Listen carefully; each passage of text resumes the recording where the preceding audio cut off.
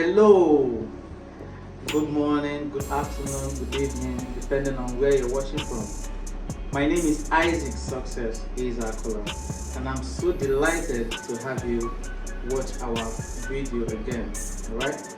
So, there's this saying that when you're excited, you shouldn't make promises, and when you're angry, you shouldn't take certain decisions. This is because at that state of mind, you might take decisions that you tend to regret in the nearest future. Alright, and today I have someone who was opportune to play football at the professional level. He had even foreign bodies come to Nigeria to pick him because he was so good at what he does. Alright, then a few years after, he is here to tell us his story and the nitty-gritties to do before you accept such offer. So today I have with me Mr. Ifeanyi David. He's a computer engineer, he's a musician, and he's a professional footballer. Thank you, sir, for coming on our platform. Thank you very much. We don't take it for granted. Thank you for the opportunity to hear from you. So without wasting much time, I would like to ask, at what age did you start playing football? Thank you. I started playing football at the age of 5, and I wasn't supported by my parents. I was stopped in various opportunities coming my way, but persistence kept me going. I have to move on, and my dad is a professional footballer also. It's in the blood. Yeah, he wasn't a successful one, but he was disappointed how his career ended due to injury, so he didn't want any of his child to play football. So he was scared of his children having injuries while playing football. Yeah. So how did you get selected? I'm curious about this part because I know in Nigeria we have many talents everywhere who can play very well, but the problem is always the opportunity to play at a higher level or outside the country. So how did you get selected, sir? Every opportunity comes with patience. I believe I was kind of patient, though I have had several disappointments in the past. But when I got a call from my team manager, because at the point I stopped playing football. I stopped playing football. I started teaching in a school. Something happened. I believe it's just the will of God. I was sat at the school. Not just that, I was stopped. It was just a punishment, but I decided to quit because I was feel that I was being cheated. So not knowing that it's just the will of God for me to go back to my career because I've quitted already. And I got a call from my coach, and he said he wants me to join them in a trip, a scouting trip. Which teams have you played here in Nigeria before you went away? Before you were selected? I played with Abia Comets. I played with Nafroket in Abuja. But I played, the last team I played because before I was selected was Fragrance Football. Okay. So which country and which team did you play outside the country? I played when I was selected, I traveled to Hungary to play with FC Etogio in Hungary. It's a second division team, and it's been located in the northern part of Hungary. I played at school there for a space of 3 years, and after my education I moved down to Slovakia to play with UFK Moscow in Slovakia. Okay, so as a black footballer that has been selected to play in Europe, how were you treated? How did you settle in? Did they accept you the way you are, or were there challenges? As a black popular in Europe. There are several challenges. That is something you must face challenges, and because I don't want to be raw, but I just want to be careful how I'm going to put it. Okay. One, you have to face the challenges of language. Yeah, because when you travel to a country where English is not being spoken, you're going to have the challenges of communicating with people. That's for I sure. think the language aspect is enough challenges for us, the player, because when instruction is being passed by your coach in another language which you don't understand, it's very difficult even for your teammates to translate to you. So the other challenges there are their food. The food there is not what we are. That's the general challenge. Yeah, it's not what we are used to. So You didn't say it back. you have to take time to adjust. We have African stores there, but it's quite expensive. And the region where I was, it's quite distance. Like you have to travel like 100 kilometers to get African food, and you have to spend up to 30 euros just to buy a meal. That's African meal, so it's quite expensive. So we don't have any choice than to adjust to what we have. And other challenges are racism is normal. Racism? Yeah, it's normal in Europe. You have to face it. It might not come directly to you, but it's coming gradually. In fact, the way they treat you, in fact, you'll be segregated in some trainings. There are some trainings that, in fact, there was a point in training ground where we were training. They were expecting me, my teammates were expecting me to be chasing every ball I see. David chase.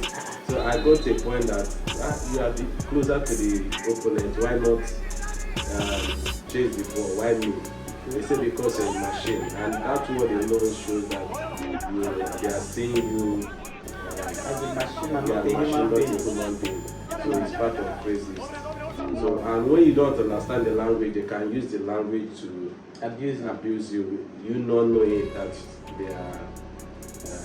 But now I thank God for the governing body of football governing body. They are really coming out to fight that, but they are not showing any serious fight yet.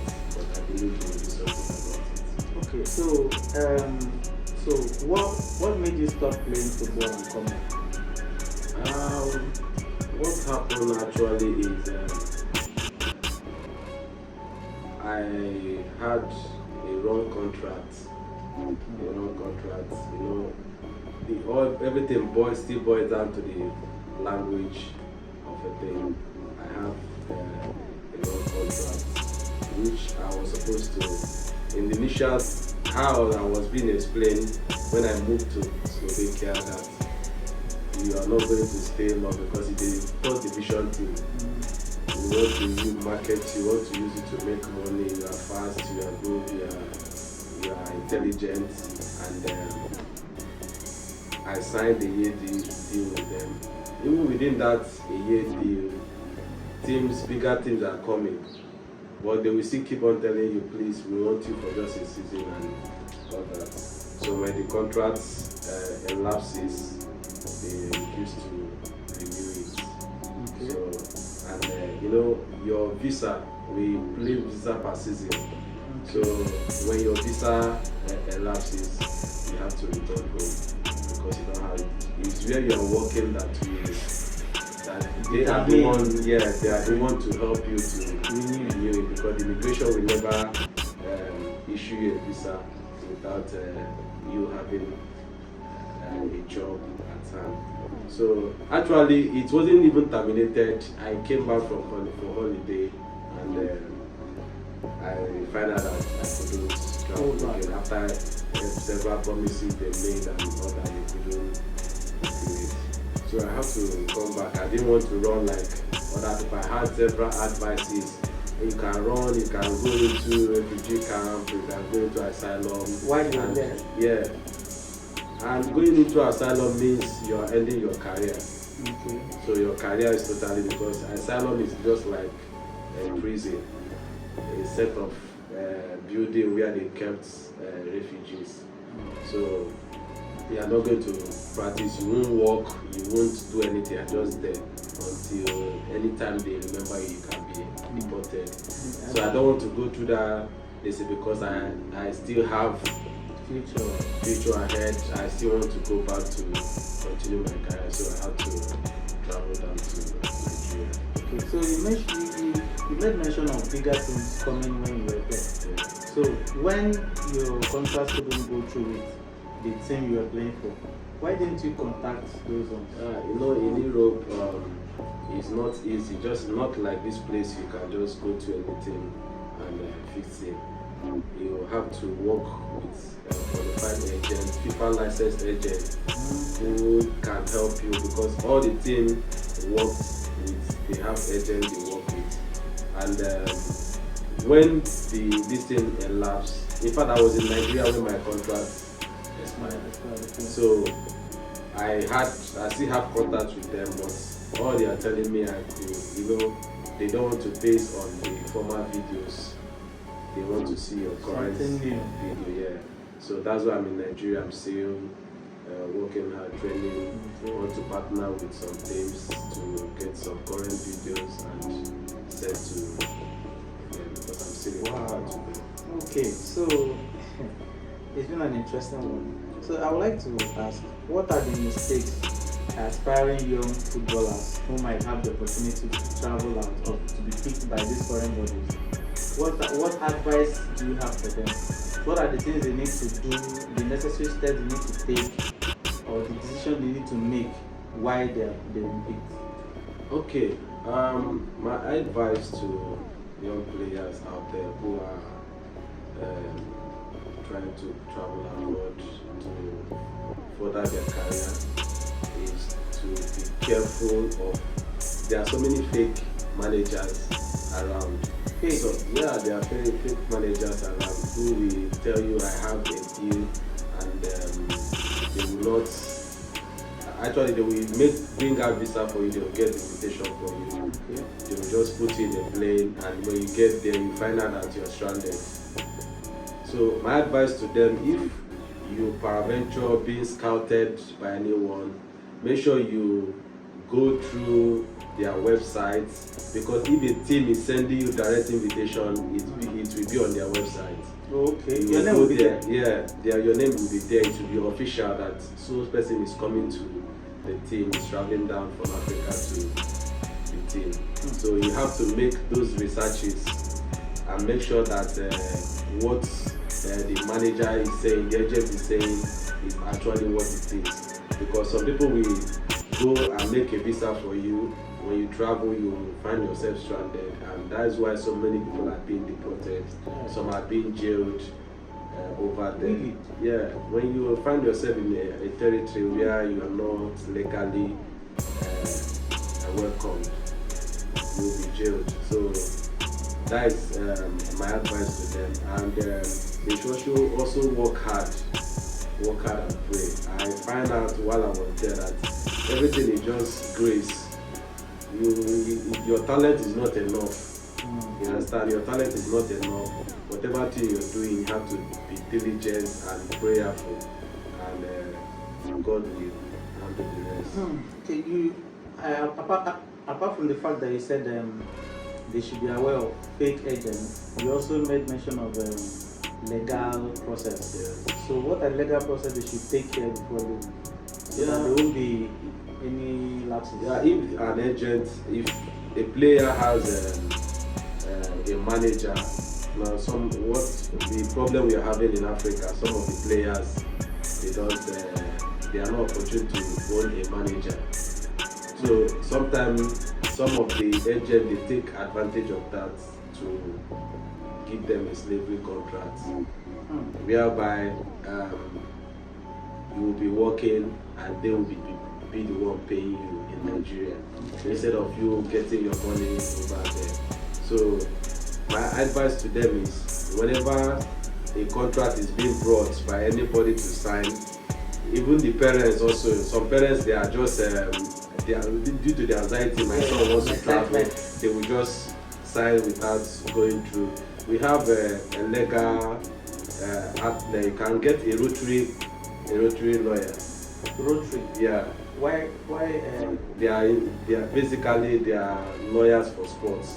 Oh, okay. Yeah. Okay. So you can make inquiry through them, so that they will go through the agreement and see if it's actually genuine for you. Okay. So if you don't maybe out of excitement you sign something you don't know, you will find yourself playing there and you will not be seeing the money. Wow. Someone will be eating your salary and be giving you peanuts. Rotary lawyer. Yes. Oh, okay. So, what are your final words and advice?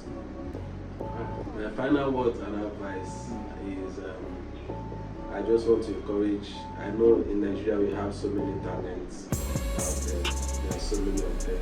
There are so many gifted players. I just want to tell them that their talent is not enough.